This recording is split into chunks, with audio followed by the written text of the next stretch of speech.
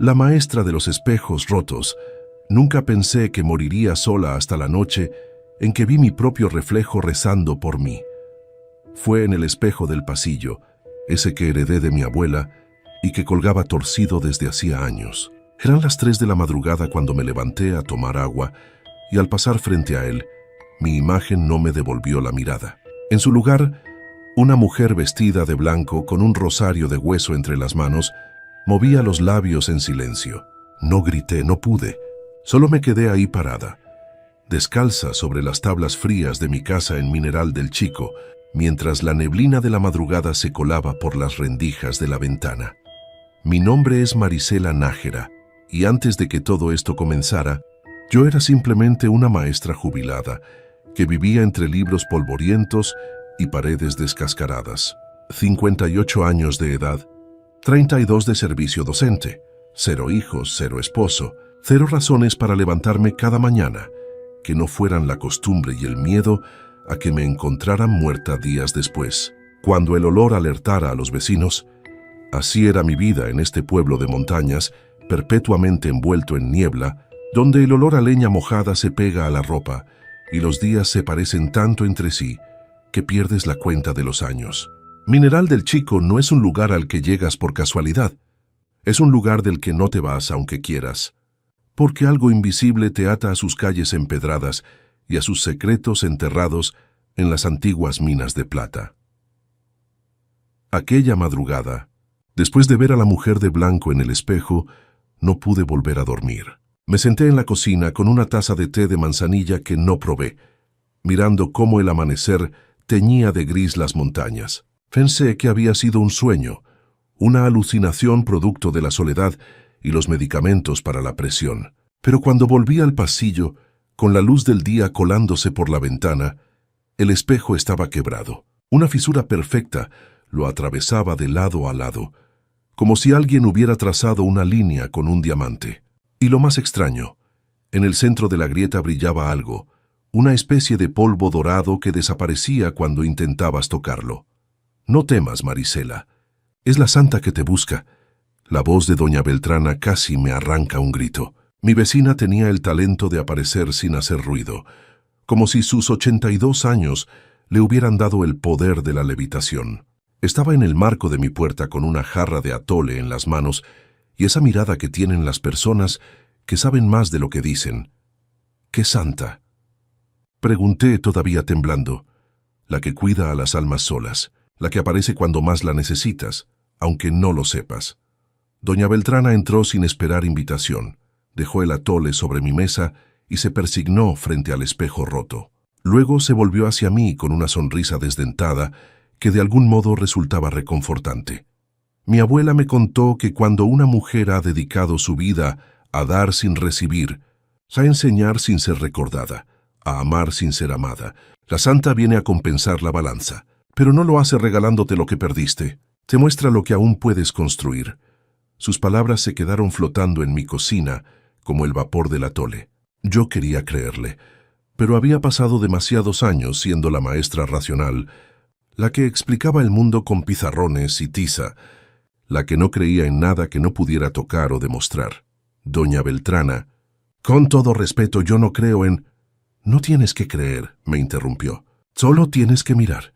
Y señaló hacia la sala, donde colgaban otros 2 espejos antiguos que había comprado en un mercado de pulgas años atrás. Me acerqué despacio, casi sin querer, y lo que vi me detuvo el corazón.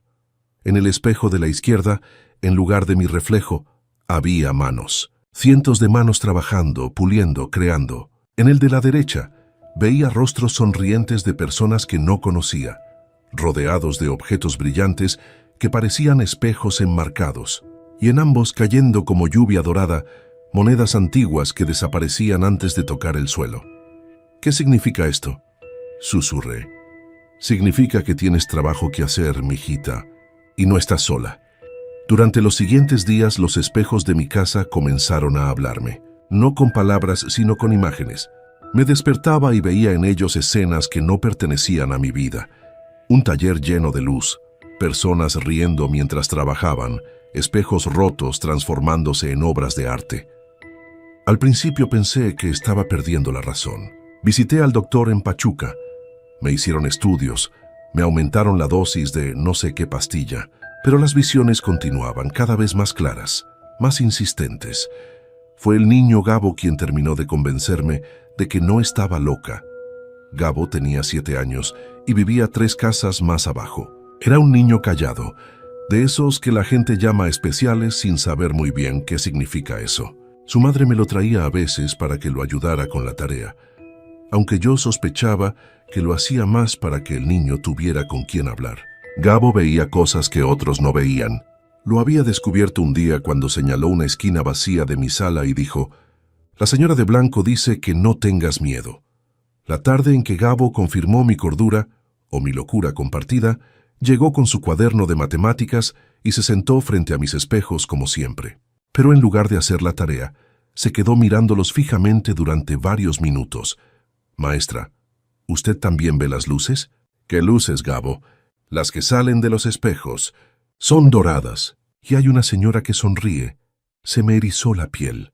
Gabo estaba viendo exactamente lo mismo que yo. «¿Y qué hace la señora?», pregunté tratando de mantener la voz firme. «Señala hacia afuera. ¿Hacia la calle? Creo que quiere que vaya a algún lugar». Esa misma tarde, obedeciendo un impulso que no puedo explicar, salí a caminar por el pueblo. No tenía destino. Solo seguía una sensación que tiraba de mí como un hilo invisible. La neblina era espesa, típica de Mineral del Chico en octubre, y el olor a pino y tierra mojada me llenaba los pulmones. Caminé hasta que mis pies me llevaron frente a un local abandonado en la calle principal, un lugar que había sido una tienda de ropa hace décadas y que ahora solo acumulaba polvo y cristales rotos. Frente al local estaba Ulises Damián.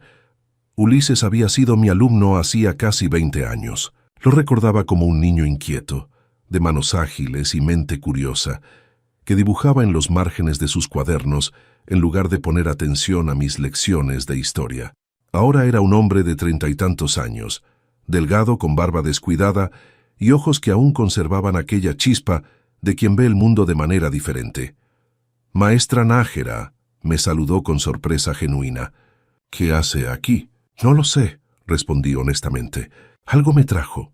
Ulises sonrió de lado y señaló el local abandonado. «Qué coincidencia. Yo vengo aquí cada semana desde hace meses. Soñé que en este lugar haría algo importante». Suena ridículo, ¿verdad? No tan ridículo como piensas. Le conté todo.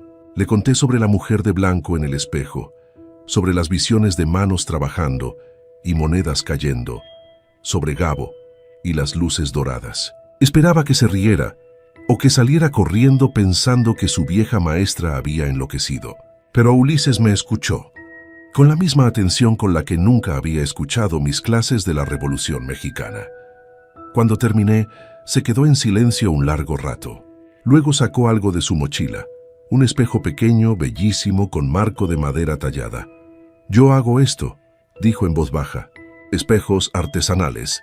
Recojo espejos rotos de casas viejas, de mercados, de la basura. Los restauro, los transformo. La gente del pueblo dice que estoy loco, que es un oficio sin futuro. Pero no puedo dejar de hacerlo. Es como si algo me obligara». Miré el espejo en sus manos y algo hizo clic en mi cabeza. Las visiones, las manos trabajando, los rostros sonrientes, las monedas cayendo. «Ulises», dije, y mi voz sonó más firme de lo que me había sonado en años. «Creo que sé qué tenemos que hacer». Así nació Reflejos del Alma. Con mis ahorros de maestra jubilada y el permiso del dueño del local abandonado, que resultó ser un primo lejano de doña Beltrana, Ulises y yo limpiamos aquel espacio y lo convertimos en un taller. No teníamos plan de negocios ni experiencia comercial. Solo teníamos fe ciega en algo que no podíamos ver, pero que sentíamos con cada fibra de nuestro ser. Los primeros meses fueron caóticos. Ulises me enseñó su arte, cómo lijar los marcos antiguos sin dañarlos, cómo aplicar resina sobre los espejos quebrados para convertir sus grietas en parte del diseño, cómo pulir hasta que la superficie brillaba captando la luz de manera hipnótica. Yo por mi parte aporté lo que sabía hacer, enseñar. Documenté cada proceso. Creé manuales, organicé el espacio de trabajo, llevé la contabilidad en un cuaderno de pasta dura. Pero lo más extraño, Lo que ninguno de los dos mencionábamos por miedo a parecer locos era que los espejos en los que trabajábamos parecían tener vida propia. A veces, cuando pulíamos uno particularmente viejo, veíamos reflejos que no correspondían a la realidad: un atardecer cuando afuera llovía, un jardín donde debía estar la pared del taller, rostros de personas sonriendo que desaparecían al parpadear.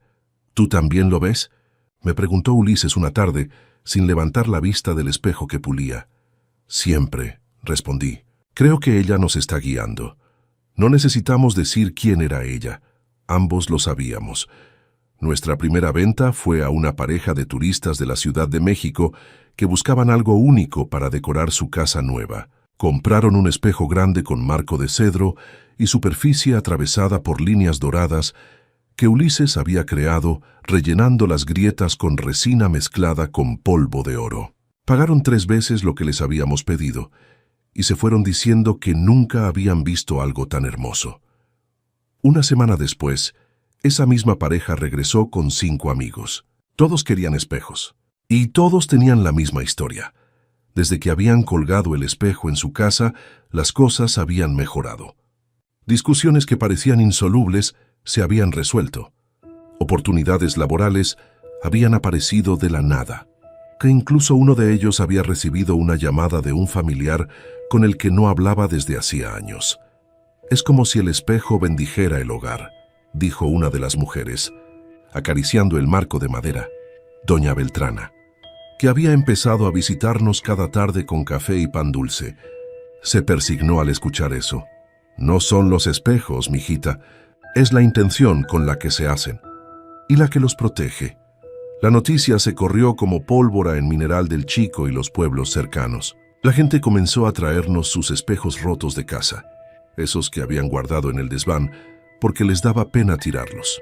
Conviértanlo en algo bello, nos pedían, y nosotros lo hacíamos, con Ulises al frente del trabajo artesanal, y yo organizando las ventas, los envíos, las redes sociales que aprendí a usar con tutoriales de YouTube. En 6 meses, contratamos a nuestra primera empleada, Rocío, una mujer de 40 años que había perdido su trabajo en la fábrica de textiles de Pachuca. Luego llegó don Fermín, un carpintero jubilado que podía tallar marcos con una delicadeza que quitaba el aliento. Después se unió Tania, una chica de 22 años, estudiante de diseño, que aportó ideas frescas sobre cómo presentar nuestros productos. Uno por uno, el taller se fue llenando de personas que, como yo, habían estado perdidas hasta que alguien, los guió hasta nuestra puerta. Y todos, absolutamente todos, reportaban las mismas experiencias. Brisas frías en días calurosos, la sensación de que alguien invisible corregía sus errores cuando trabajaban los espejos, visiones fugaces de la mujer de blanco que desaparecían al voltear.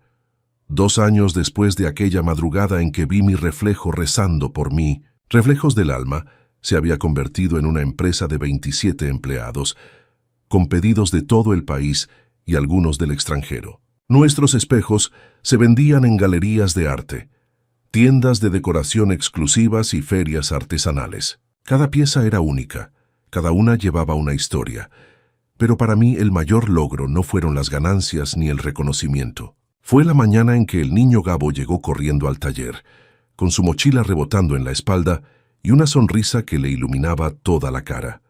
«Maestra, maestra, la señora de blanco estaba en mi cuarto anoche». «¿Sí? ¿Y qué te dijo?» No dijo nada, solo señaló mi tarea de matemáticas. Y cuando desperté entendí cómo resolver los problemas. Saqué 10 en el examen. Lo abracé con fuerza, con lágrimas en los ojos, porque comprendí que la santa, o como quieran llamarle, no solo me había salvado a mí de una vida vacía, estaba salvando a todos los que se cruzaban en nuestro camino. Hoy, cada vez que entro al taller, siento esa brisa fría acariciarme la mejilla, como un beso invisible, como una confirmación de que estoy exactamente donde debo estar. Decidí donar 30% de nuestras ganancias a escuelas rurales de la región. Compramos útiles, libros, uniformes, patrocinamos desayunos escolares, porque yo fui maestra durante 32 años y sé el poder transformador de la educación, y porque creo que ella aprobaría esta decisión. En cada espejo que vendemos, Ulises graba con letra pequeña pero legible una frase que se me ocurrió una noche mientras pulía un marco bajo la luz de la luna. Donde otros ven quiebre, ella ve comienzo. Es nuestra filosofía. Es nuestro testimonio. Hace una semana una reportera de una revista de decoración vino a entrevistarme. Me preguntó cuál era el secreto de nuestro éxito. Podría haberle hablado de calidad, de diseño, de estrategia de mercado, pero decidí decirle la verdad. No hay secreto, le dije. Solo fe. Fe en que cuando te rindes, cuando crees que no hay nada más para ti en este mundo, algo puede quebrarse para que puedas reconstruirte mejor. Me miró confundida. No esperaba esa respuesta. ¿Y usted cree en milagros, maestra Nájera? Miré hacia el fondo del taller, donde Ulises enseñaba a una nueva empleada cómo sellar las grietas de un espejo con resina dorada. Miré a doña Beltrana, que tomaba café con don Fermín y reía de algo que él había dicho. Miré a Gabo, que después de la escuela venía a hacer su tarea en una esquina del taller, rodeado de luz y espejos. Yo no creía, respondí finalmente, pero ahora vivo en uno.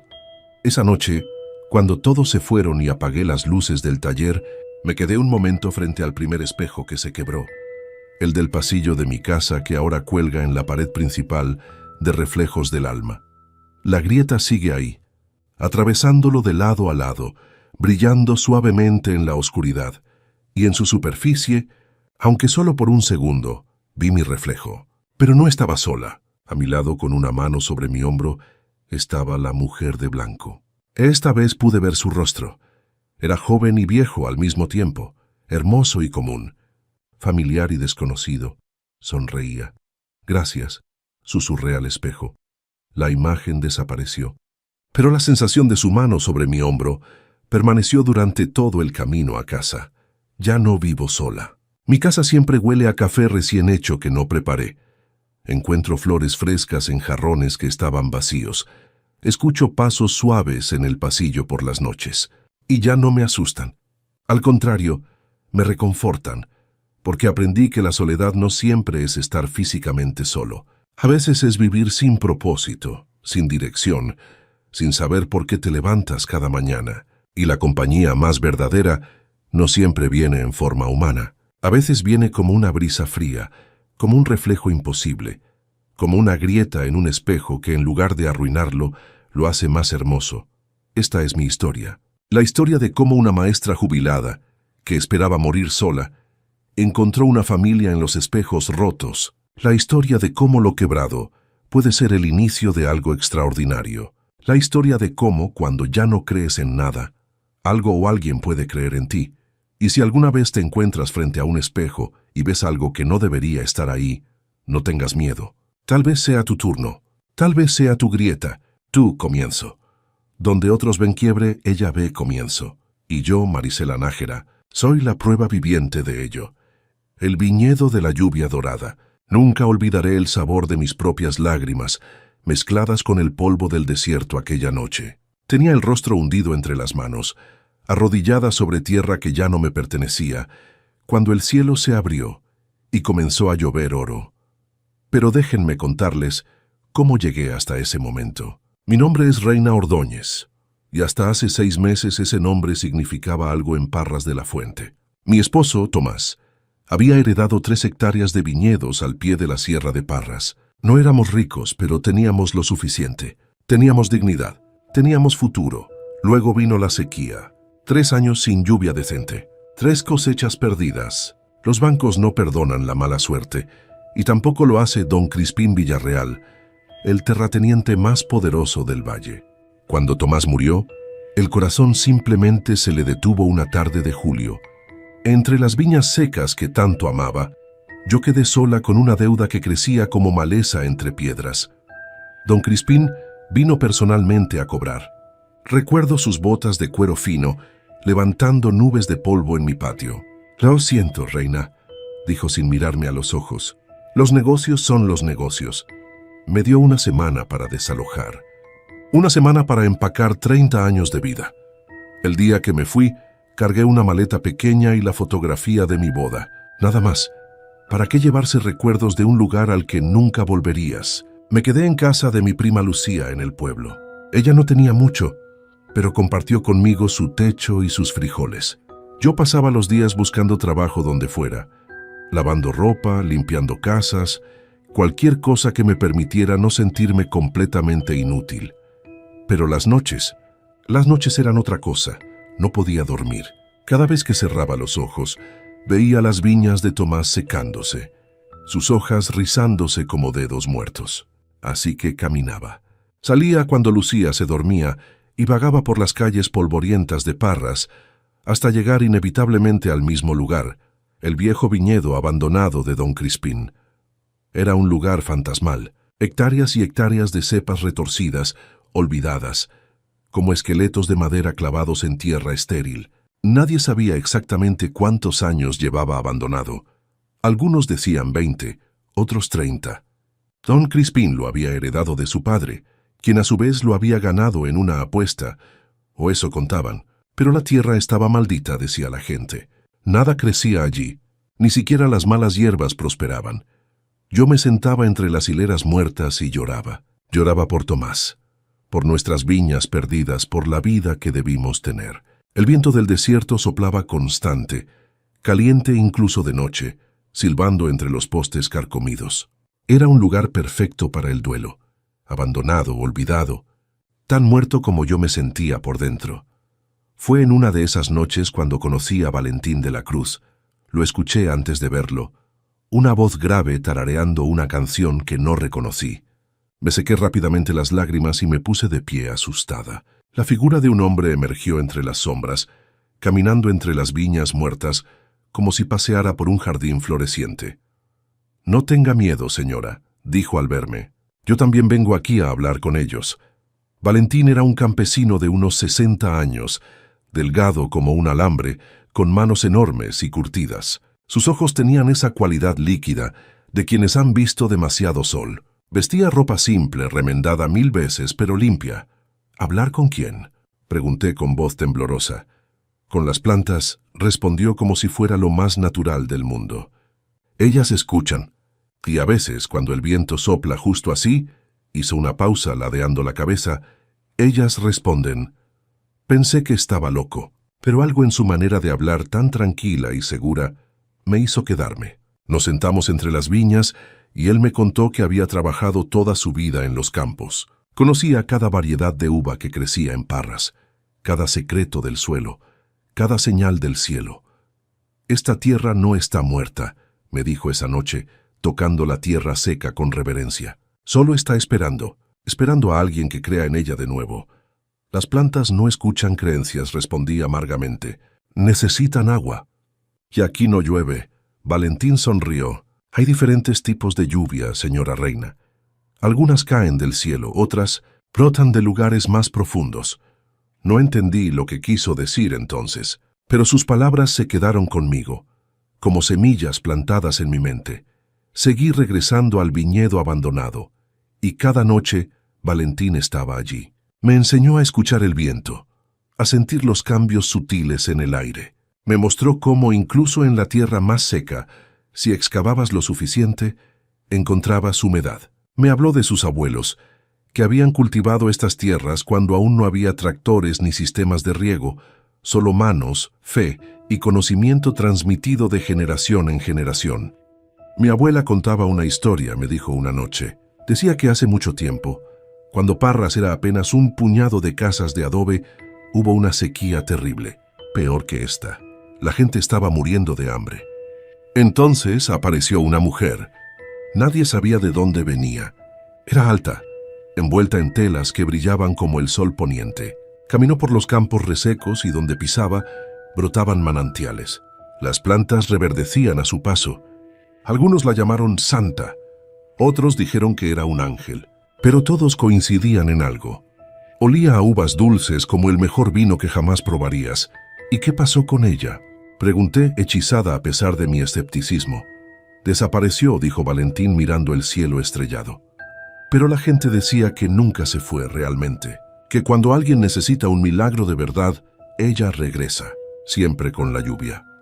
Fue 3 noches después cuando sucedió. Yo había tenido un día particularmente difícil.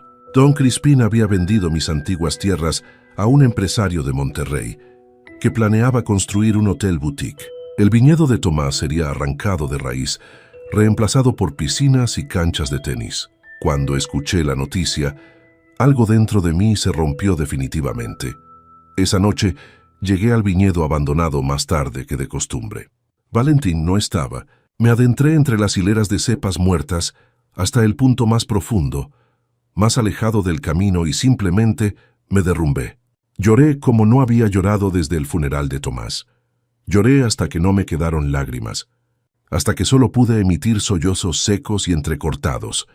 Tenía el rostro hundido entre las manos, arrodillada sobre la tierra agrietada, cuando lo sentí, una gota fría cayendo sobre mi nuca. Levanté la cabeza confundida. El cielo estaba despejado, lleno de estrellas. No había una sola nube, pero cayó otra gota, y de repente, una llovizna suave comenzó a caer sobre mí. Me puse de pie extendiendo las manos. La lluvia era extraña. No sonaba como lluvia normal. Cuando las gotas golpeaban mis palmas, hacían un tintineo casi musical. Y el olor, Dios mío, el olor, era embriagador. Dulce, frutal, como uvas maduras recién aplastadas, como el mejor vino que jamás hubiera olido. Abrí los ojos completamente, y entonces lo vi. Bajo la luz de la luna, la lluvia brillaba. Cada gota reflejaba luz dorada, como si el cielo estuviera lloviendo oro líquido. Las gotas caían sobre la tierra seca con un siseo suave, y donde tocaban, la tierra parecía absorberlas con avidez, como alguien muriendo de sed. ¿Qué? Murmuré girando en círculos, empapándome. Es ella, me giré. Valentín estaba allí, de pie al borde del viñedo, con los brazos extendidos y el rostro levantado hacia el cielo. Las gotas doradas caían sobre él, mojando su ropa, pero no parecía sorprendido.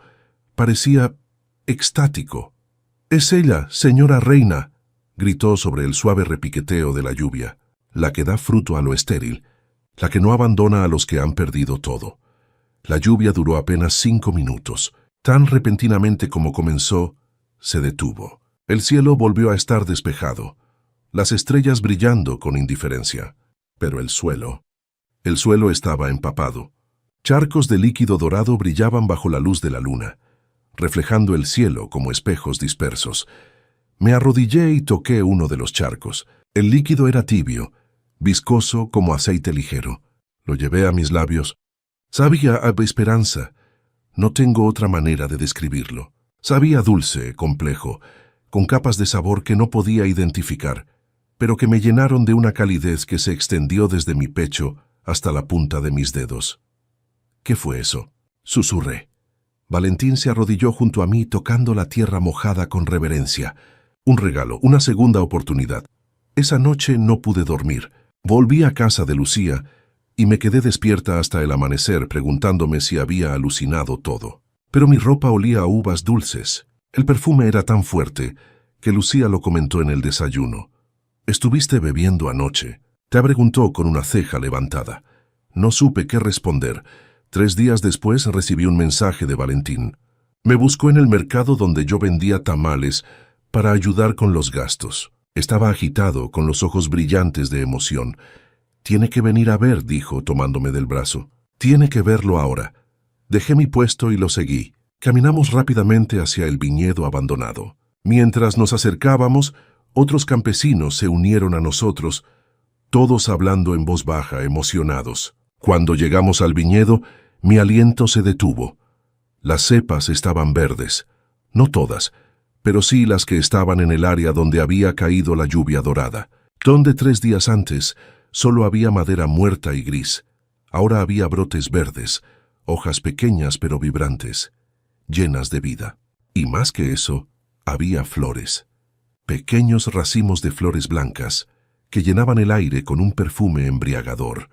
«Es imposible», murmuré, tocando una de las hojas. Era real, suave, vital, pulsando con vida.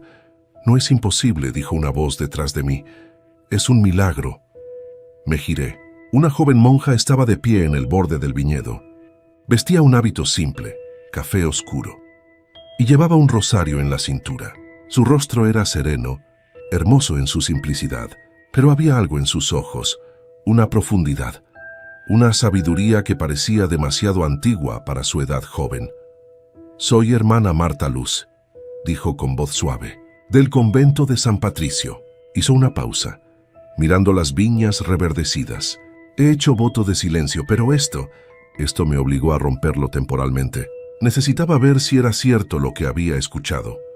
«¿Escuchado?», pregunté. «Que la santa había regresado», respondió. «Que había bendecido estas tierras de nuevo».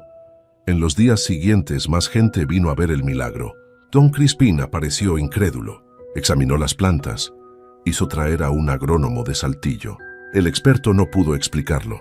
Las cepas estaban creciendo a una velocidad imposible, produciendo uvas en una estación equivocada, en tierra que toda prueba confirmaba era infértil.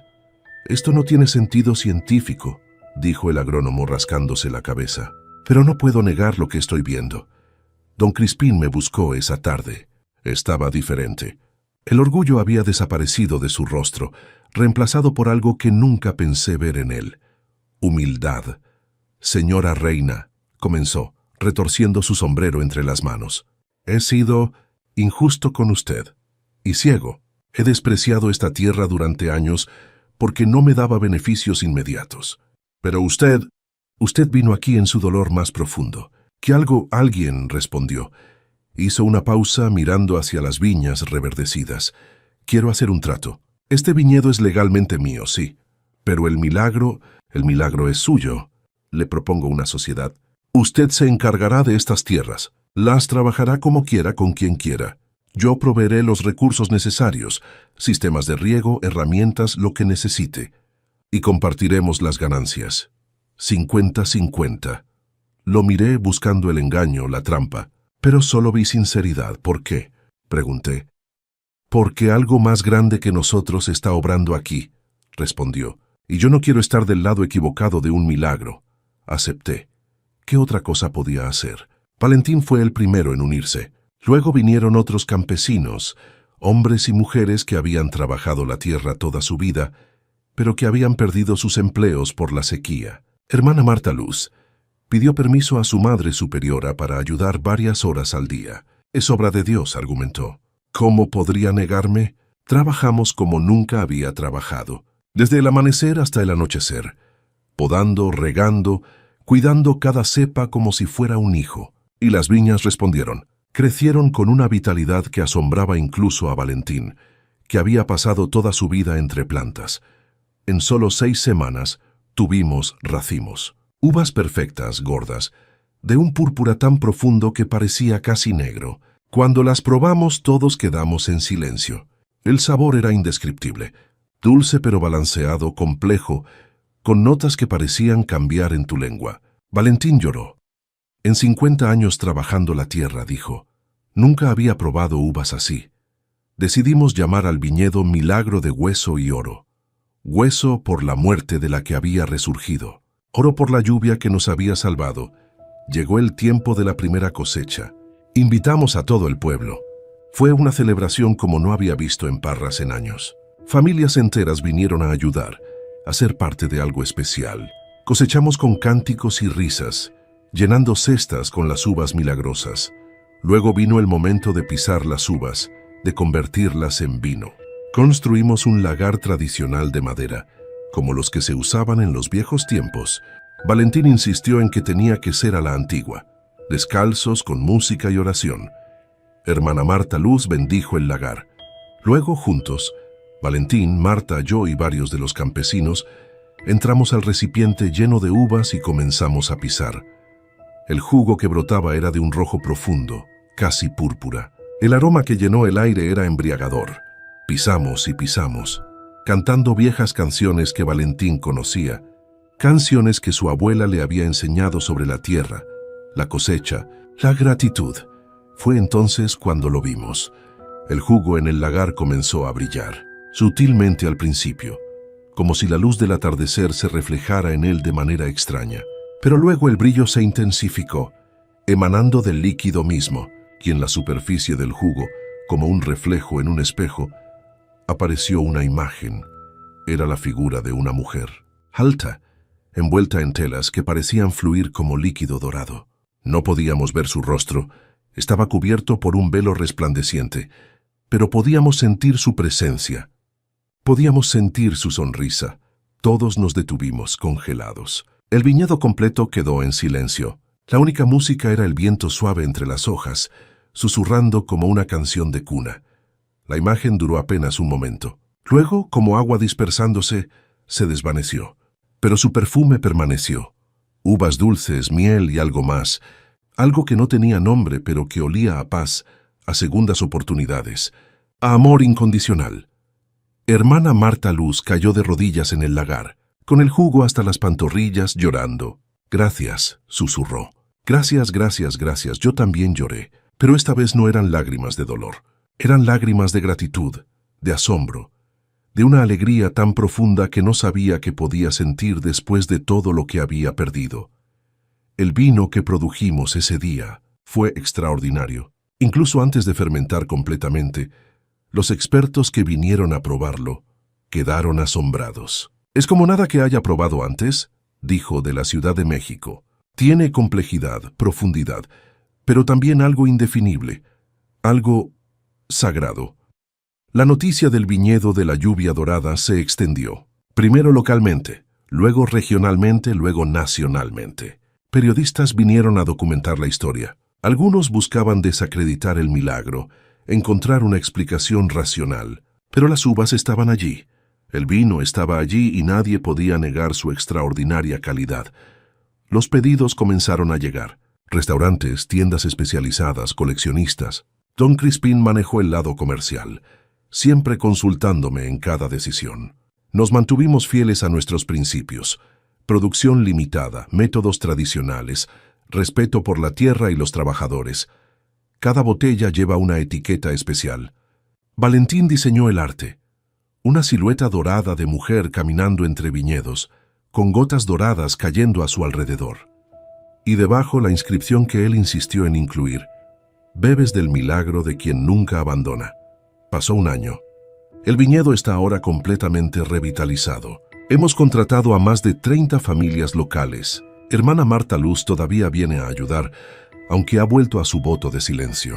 Se comunica con gestos, sonrisas y trabajo duro. Valentín es nuestro maestro vinicultor, enseñando a la nueva generación los secretos que aprendió de sus abuelos. Yo encontré propósito de nuevo. Cada mañana camino entre las hileras de viñas verdes, tocando las hojas, agradeciendo. A veces temprano, cuando el rocío todavía brilla en las hojas, juro que puedo oler ese perfume de nuevo. Uvas dulces, miel y esperanza. No ha vuelto a llover oro. Pero no necesitamos que lo haga. La primera lluvia fue suficiente. Nos mostró que incluso la tierra más muerta puede revivir, que incluso el corazón más roto puede encontrar alegría de nuevo, que nunca estamos verdaderamente abandonados. Hay días difíciles todavía, noches en las que extraño a Tomás con una intensidad que me duele físicamente. Pero ahora, cuando el dolor amenaza con abrumarme, vengo aquí a estas viñas que resucitaron y recuerdo. No estoy sola. Nunca lo estuve. El otro día un niño del pueblo vino con su madre a ver el viñedo. Tenía tal vez 6 años, con ojos grandes y curiosos. Tocó una de las uvas maduras con reverencia. Mamá preguntó: ¿es verdad que un ángel hizo crecer estas uvas? Su madre me miró sin saber qué decir. Me arrodillé junto al niño. Algo más grande que un ángel, le dije. Algo que nos ama incluso cuando pensamos que todo está perdido. Algo que envía lluvia dorada cuando más la necesitamos. El niño asintió solemnemente, como si entendiera perfectamente. Esta noche hay celebración. Es el aniversario de la primera lluvia dorada. Todo el pueblo está invitado. Compartiremos vino, comida y historias. Valentín tocará su guitarra. Hermana Marta Luz bailará, sí, baila incluso en silencio. Los niños correrán entre las viñas riéndose, sin entender completamente el milagro que habitan, pero sintiéndolo de todos modos.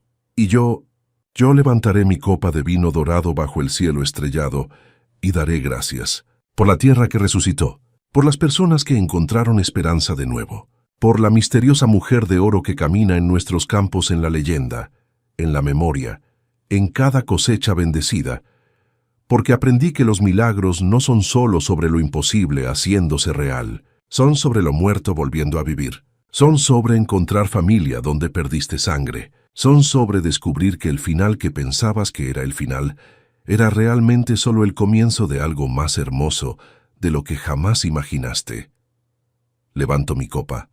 Y si escuchas con suficiente atención, si abres tu corazón a la posibilidad, tal vez tú también puedas oler ese perfume en el viento, uvas dulces, miel y la promesa eterna de que quien nos ama nunca nos abandona. Salud.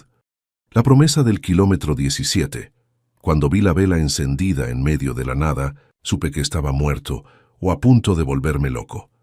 Eran las 3 de la madrugada del 14 de agosto, y yo llevaba 5 días durmiendo en mi camioneta descompuesta, al costado de la carretera libre Oaxaca-Tehuantepec, justo en el kilómetro 17. El calor del día todavía se sentía pegado a los asientos de vinil, y el viento nocturno traía ese olor a tierra seca y orines de coyote que te avisa que estás solo, completamente solo en el mundo. Me llamo Ezequiel Torres. Tenía 32 años, un oficio que ya nadie necesitaba y una deuda con el banco que me había quitado el taller, la casa y hasta las ganas de mirarme al espejo. Mecánico de oficio, desempleado por decreto del destino. Mi último cliente me había estafado con un cheque sin fondos. Mi esposa se había ido con un vendedor de seguros. Y mi camioneta Nissan del 98, la única compañera que me quedaba, se había rendido 3 kilómetros antes de llegar a Tehuantepec, donde supuestamente me esperaba un trabajo. Supuestamente.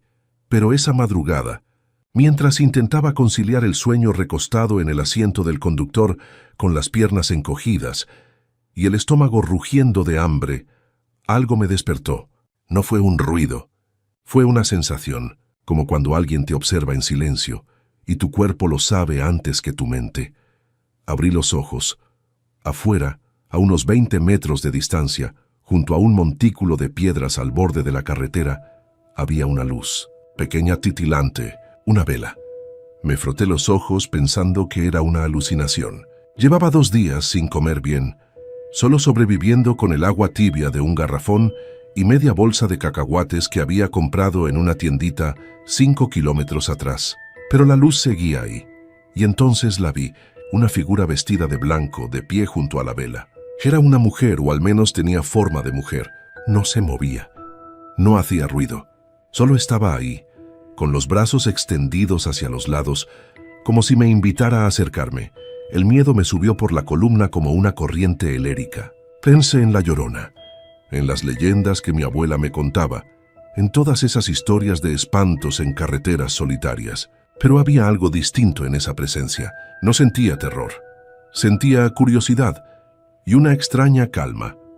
Bajé de la camioneta con las piernas temblando, descalzo porque mis botas estaban rotas y me lastimaban más de lo que protegían. El asfalto todavía guardaba el calor del día. Caminé despacio, con el corazón latiéndome en los oídos, hasta llegar al montículo de piedras. La mujer ya no estaba, pero la vela sí, y junto a ella, clavada en la tierra seca, había una rama de girasol completamente seca, sin pétalos, solo el tallo quebradizo y la cabeza caída. Y sobre una piedra plana, escrito con algo que parecía ceniza, había un mensaje: ayuda y serás ayudado. Me arrodillé frente a la vela. No soy un hombre religioso. Había dejado de rezar cuando perdí todo. Pero esa noche, en el kilómetro 17, con el viento silbando entre los matorrales y el cielo lleno de estrellas que parecían juzgarme desde arriba, hice algo que no había hecho en años. Prometí: si me das una oportunidad, susurré mirando la llama de la vela, voy a ayudar. No sé cómo, pero lo voy a hacer. No esperaba respuesta, pero el viento sopló con fuerza y la vela se apagó, y cuando levanté la vista, en el horizonte ya comenzaba a clarear el amanecer. Al día siguiente, cerca del mediodía, escuché un ruido metálico acercándose por la carretera. Era una carreta improvisada, hecha con tubos de metal soldados y llantas desinfladas, jalada por una mujer que sudaba bajo el sol inclemente. En la carreta iba sentada una niña pequeña, de unos 8 años, con la piel morena y los ojos más grandes y tristes que había visto en mi vida. La mujer se detuvo frente a mi camioneta. Tenía el cabello negro recogido en una trenza gruesa, la ropa polvorienta y las manos llenas de callos. «Disculpe», me dijo sin aliento. «¿Sabe arreglar esto?». Señaló una de las ruedas de la carreta. El eje estaba completamente torcido, a punto de romperse. Si seguía jalando esa cosa, no llegaría ni al siguiente kilómetro. «Soy mecánico», le respondí. Y por primera vez en semanas esas palabras no me supieron a fracaso. Me agaché a revisar el problema. Era solucionable, pero necesitaba herramientas. Fui a mi camioneta y saqué lo poco que me quedaba. Una llave inglesa, un martillo pequeño, alambre. No era lo ideal, pero podía funcionar. «¿Cuánto me va a cobrar?», preguntó la mujer con voz temblorosa. Se llamaba Lucía Rayo y vendía tamales de puerta en puerta, de pueblo en pueblo. La niña era su hija Itzel y estaba enferma del corazón. Llevaban 2 años juntando dinero para una operación que costaba más de lo que Lucía ganaría en toda su vida. Pensé en la promesa de la madrugada, en las palabras escritas con ceniza. «Nada», le dije. «No le voy a cobrar nada». Lucía me miró como si le hubiera hablado en otro idioma. Luego, lentamente, sus ojos se llenaron de lágrimas. «¿Por qué?». «Porque alguien me dijo que ayudara», respondí, y no supe explicar más. Tardé 2 horas en arreglar el eje. No quedó perfecto, pero aguantaría. Mientras trabajaba, Itzel me observaba en silencio desde la carreta. Tenía una muñeca de trapo entre los brazos y respiraba con dificultad, como si cada inhalación le costara un esfuerzo. Cuando terminé, Lucía insistió en pagarme con lo único que tenía: 3 tamales de mole envueltos en hojas de plátano. «Son lo único que vendí hoy», me dijo. «Por favor, acéptelos». Los acepté, y cuando le di la primera mordida, sentí que volvía a ser humano. Esa noche, Lucía acampó cerca de mi camioneta. No tenía a dónde ir y yo tampoco. Compartimos el poco agua que nos quedaba, y ella me contó su historia. Era viuda. Su esposo había muerto en un accidente, en una obra de construcción 3 años atrás. Desde entonces, ella y su hija habían sobrevivido vendiendo tamales en los pueblos a lo largo de la carretera. «A veces pasan semanas sin vender nada», me dijo mientras alimentaba el pequeño fuego que habíamos hecho con ramas secas. «La gente ya no para. Todos van rápido, en sus carros con aire acondicionado, y nosotros seguimos aquí como fantasmas». «Yo también soy un fantasma», le dije. Lucía me miró con esos ojos cansados pero bondadosos. «Los fantasmas no arreglan carretas gratis». Al día siguiente, algo cambió. Un tráiler se detuvo cerca de nosotros. El conductor tenía problemas con el motor. Me ofreció 300 pesos si lo ayudaba. Con mis herramientas básicas y un poco de ingenio, logré que el motor arrancara. «Eres un salvavidas, hermano», me dijo el chofer entregándome el dinero. «¿Tienes taller?». «No», respondí, «pero tengo esta carretera». Y así empezó todo. En las siguientes semanas comenzamos a trabajar juntos. Yo reparaba lo que podía con las herramientas que tenía, y Lucía vendía tamales a los conductores que se detenían. Cada vez llegaba más gente, algunos por casualidad, otros porque alguien les había dicho que en el kilómetro 17 había un mecánico honesto y una mujer que hacía los mejores tamales de Oaxaca. Con el dinero que ganábamos, compramos una lona grande para protegernos del sol. Luego, unas sillas plegables. Después, más herramientas. Poco a poco, ese pequeño espacio al costado de la carretera se convirtió en algo parecido a un taller. Itzel mejoraba cada día. El dinero que juntábamos estaba cada vez más cerca de cubrir la operación que necesitaba. Lucía sonreía más, y yo, por primera vez en años, sentía que mi vida tenía un propósito. Pero entonces llegó la tormenta. Era septiembre, temporada de lluvias. Las nubes se acumularon durante toda la tarde, negras y amenazantes. Los conductores pasaban de largo, buscando refugio en los pueblos cercanos. Nosotros nos quedamos, protegiendo lo poco que teníamos bajo la lona. A eso de las 8 de la noche, el cielo se abrió. No era lluvia, era una pared de agua que caía con furia. El viento arrancaba pedazos de la lona y los relámpagos iluminaban la carretera como si fuera de día.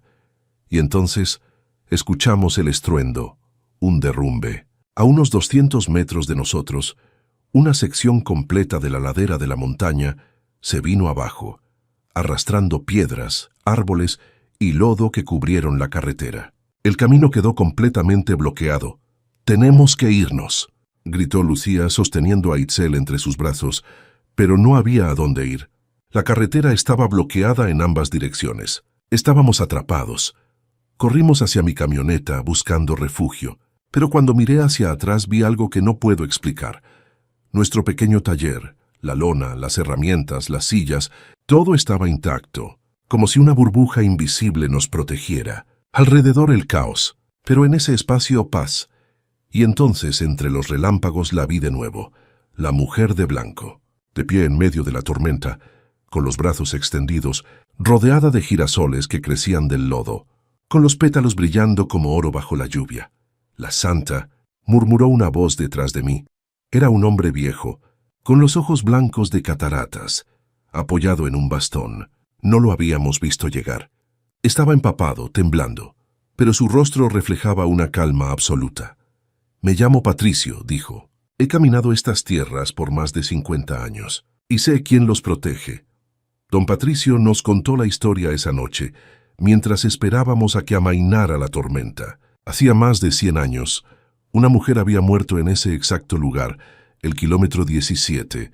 Era una curandera que viajaba de pueblo en pueblo ayudando a los enfermos. Un día, mientras trataba de cruzar la carretera durante una tormenta, fue arrollada por una diligencia. Murió al instante, pero la gente comenzó a ver su espíritu, no como un espanto que asustaba, sino como una presencia que ayudaba a los viajeros perdidos, a los enfermos, a los desesperados. Siempre aparecía rodeada de girasoles, la flor que ella usaba para sus remedios.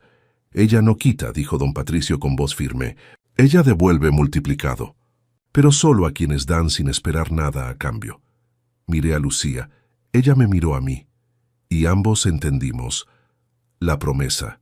Cuando amaneció, el derrumbe seguía ahí, pero en el lodo, justo frente a nuestro taller, había una marca, una huella, no de zapato ni de animal, era la forma de un hueso, blanco, pulido, perfecto. Los trabajadores de rescate llegaron al mediodía, comenzaron a limpiar la carretera, pero el camino estaría cerrado por semanas. Los conductores necesitaban un lugar donde esperar, donde descansar, donde comer, y nosotros estábamos ahí. En los siguientes meses, nuestro pequeño taller se convirtió en un punto de encuentro. Mecánicos de pueblos cercanos se unieron a nosotros. Cocineras que conocían a Lucía vinieron a ayudar. Don Patricio se quedó, contando historias a los viajeros que llegaban. La gente decía que una mujer de blanco los guiaba hasta allí, que en medio de la noche, cuando se perdían o tenían problemas, ella aparecía y señalaba hacia el kilómetro 17. Nunca la volví a ver, pero sé que está ahí. Hoy, 7 años después, Taller Kilómetro 17 es una empresa que da empleo a más de 60 familias. Tenemos un taller mecánico completo, un restaurante, una estación de gasolina y hasta un pequeño hotel para conductores. Lucía es la administradora. Itzel, que se operó del corazón hace 5 años, estudia medicina. Don Patricio sigue aquí, bendiciendo a cada persona que llega. Y en la entrada del taller hay una placa de metal que mandé hacer. Dice: «La santa no quita, la santa devuelve multiplicado». Debajo una fotografía en blanco y negro de una mujer sonriente, rodeada de girasoles. Nadie sabe de dónde salió esa foto. Apareció un día clavada en la puerta del taller sin explicación. Pero yo sé quién es. Es ella, la que me salvó cuando no tenía nada, la que me enseñó que la verdadera riqueza no está en lo que tienes, sino en lo que das. Cada madrugada, antes de que lleguen los empleados, camino hasta el montículo de piedras donde todo comenzó. Enciendo una vela, dejo un girasol y susurro: «Gracias». A veces, cuando el viento sopla entre los matorrales y el sol apenas comienza a salir, juro que escucho una voz que responde: «Sigue ayudando, Ezequiel, sigue ayudando». Y eso hago, porque en el kilómetro 17 los milagros no son cosas del pasado. Son promesas que se cumplen cada día, con cada mano que se extiende, con cada corazón que decide dar en lugar de recibir. Aquí, en esta carretera solitaria donde el calor seco se mezcla con el polvo y los rezos, aprendí que la vida siempre te devuelve lo que das. El taller de los zapatos del alma. La primera vez que vi a la santa, yo estaba barriendo migajas de cuero y pedazos de mi dignidad del piso del taller. Eran las 11 de la noche, y afuera San Miguel de Allende dormía envuelto en ese silencio pesado que solo conocen las ciudades coloniales cuando el último turista se retira a su hotel boutique. El viento silbaba entre las piedras de la calle empedrada y yo, Abdiel Gamarra, zapatero de tercera generación y primer fracaso de mi linaje, intentaba decidir si valía la pena abrir al día siguiente. Tenía 32 años, deudas por 180,000 pesos y un taller que olía a cuero viejo mezclado con el incienso que doña Milka quemaba cada noche frente a mi puerta. Nunca supe por qué lo hacía. Nunca se lo pregunté. En este pueblo, algunas cosas simplemente son, y uno aprende a no meter la nariz donde las velas arden. Esa noche, mientras la escoba raspaba contra las baldosas desiguales del siglo XVIII, algo brilló bajo el banco de trabajo. Me agaché, con las rodillas crujiendo como el cuero seco, y lo vi. Una pequeña calavera de yeso, no más grande que mi pulgar, envuelta en tela negra que parecía haber sido cortada de un vestido de luto. La levanté con cuidado, sintiendo su peso extraño en mi palma, demasiado pesada para su tamaño, como si contuviera algo más que yeso. El aire cambió. No sé cómo explicarlo sin sonar como los turistas gringos que vienen buscando experiencias místicas mexicanas para sus blogs de viajes. Pero el aire se volvió tibio, denso, como cuando respiras cerca de la boca de alguien que amas. Y entonces la escuché, clara como el repique de las campanas de la parroquia. Haz caminar a otros y tus pasos serán firmes. Dejé caer la calavera. Rebotó suavemente sobre un montón de suela desechada y rodó hasta detenerse contra la pared, mirándome con sus cuencas vacías, que de alguna manera no parecían vacías en absoluto. No dormí esa noche. Me quedé sentado en el banco donde mi abuelo había cosido miles de zapatos, donde mi padre había perdido la vista de tanto coser bajo luz amarillenta, preguntándome si finalmente me había vuelto loco. La quiebra hace eso a las personas, ¿verdad? Te deshace por dentro hasta que empiezas a escuchar voces, pero cuando amaneció y la luz dorada de Guanajuato se derramó por la ventana manchada, supe que algo había cambiado. Quizás era la forma en que el polvo de cuero flotaba en el aire como constelaciones diminutas. Quizás era simplemente que ya no tenía nada que perder.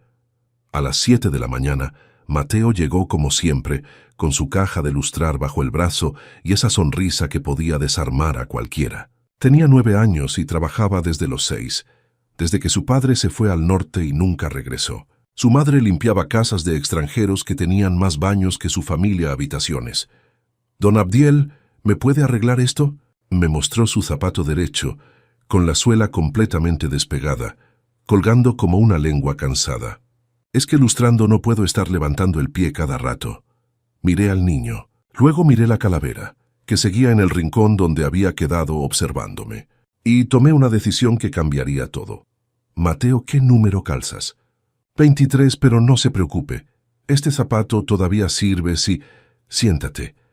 Pasé las siguientes 4 horas trabajando en el par de zapatos más perfecto que había hecho en mi vida. Usé cuero que había estado guardando para un pedido especial que nunca llegó, una suela de goma extra resistente, y cosí cada puntada como si le estuviera cosiendo un futuro a ese niño.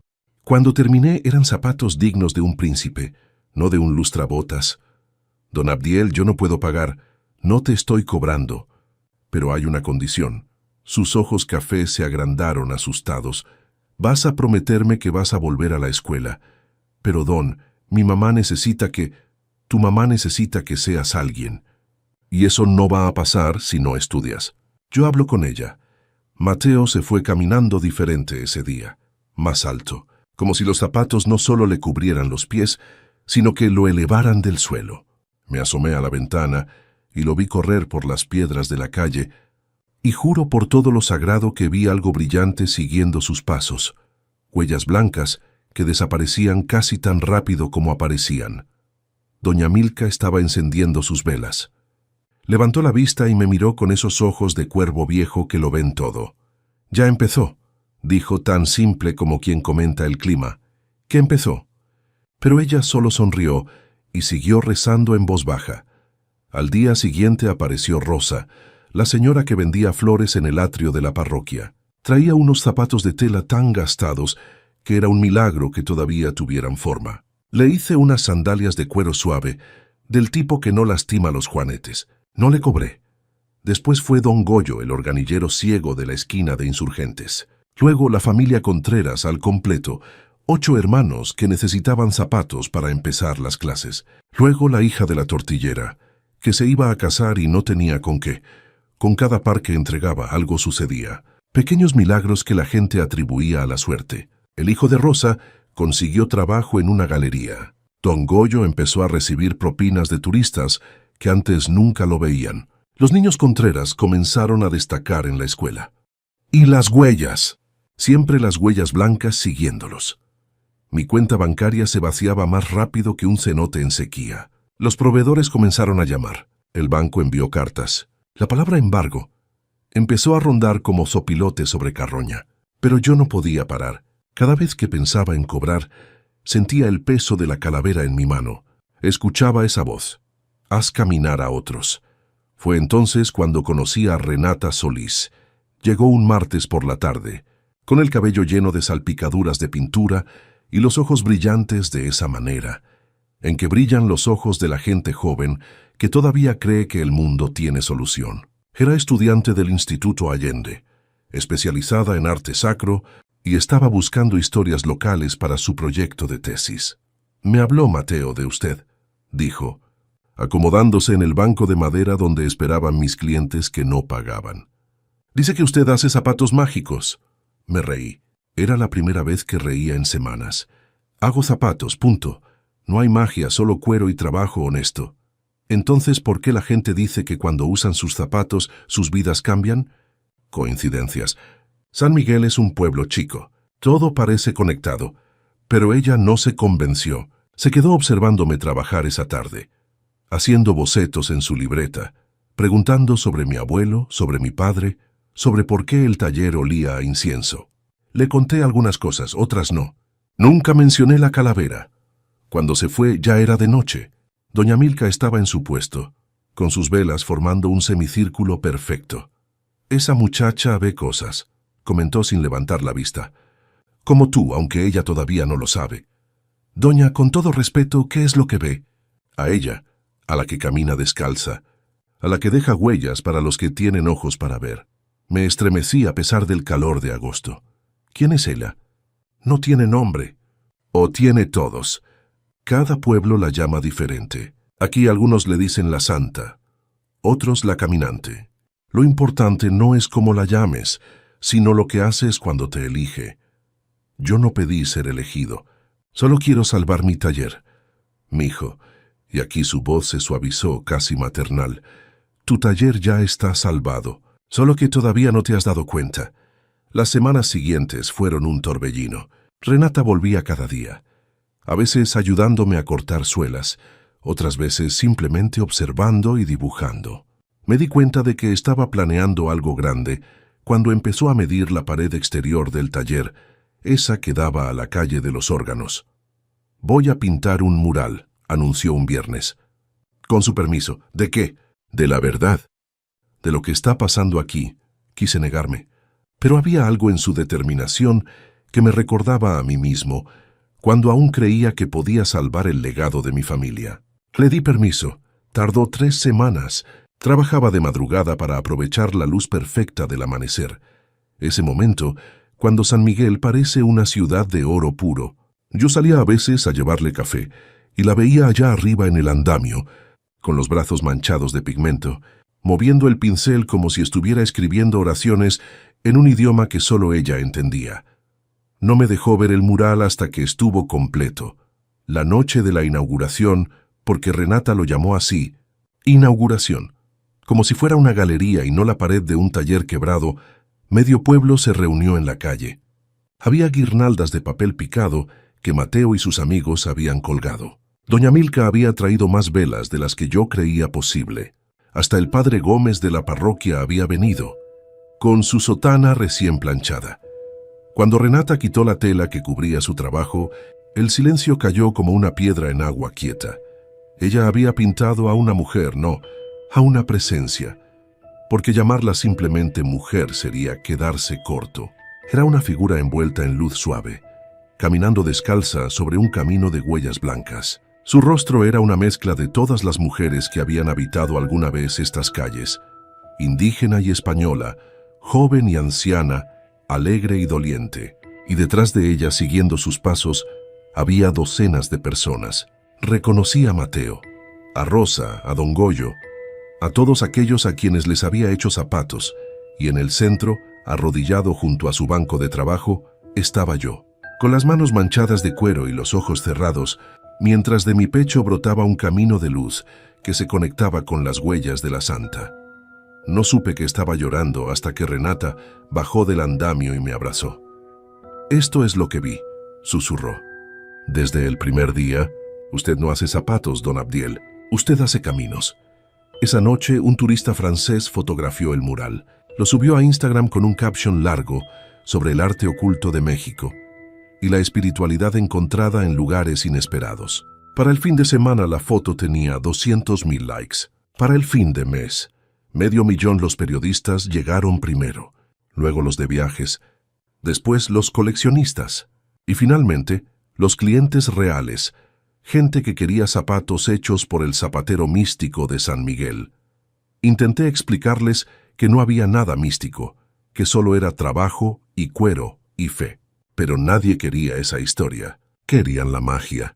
Querían creer que usar mis zapatos los cambiaría. Y tal vez lo hacía. ¿Quién era yo para decir que no? La primera orden grande vino de una boutique en Nueva York. Querían 50 pares de sandalias artesanales. Luego una tienda en Barcelona pidió 100. Después una cadena en Tokio contraté empleados. Primero a Mateo, que ya no lustraba zapatos porque había vuelto a la escuela, pero quería aprender el oficio. Luego a Rosa, que resultó tener dedos hábiles para la costura delicada. Después a otros del barrio que necesitaban trabajo honesto. El taller creció. Tuvimos que expandirnos al local de al lado, luego al de al lado de ese. Pagué todas mis deudas en 6 meses. En un año, Zapatos del Alma exportaba a 3 países. Pero nunca olvidé de dónde vino todo. Cada mañana, antes de que llegara alguien, yo encendía una vela frente a la calavera de yeso, que ahora descansaba en un nicho especial en la pared. Cada vez que un par de zapatos salía del taller, ya yo mismo grababa en la suela con un fierro caliente: «Camina sin miedo. Ella va contigo».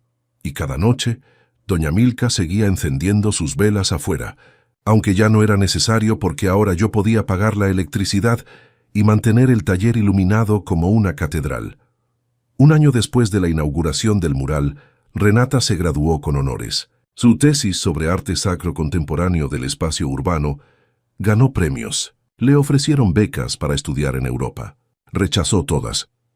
«Mi lugar está aquí», me dijo sentada en el banco que alguna vez fue solo mío. «Hay más murales que pintar, más historias que contar».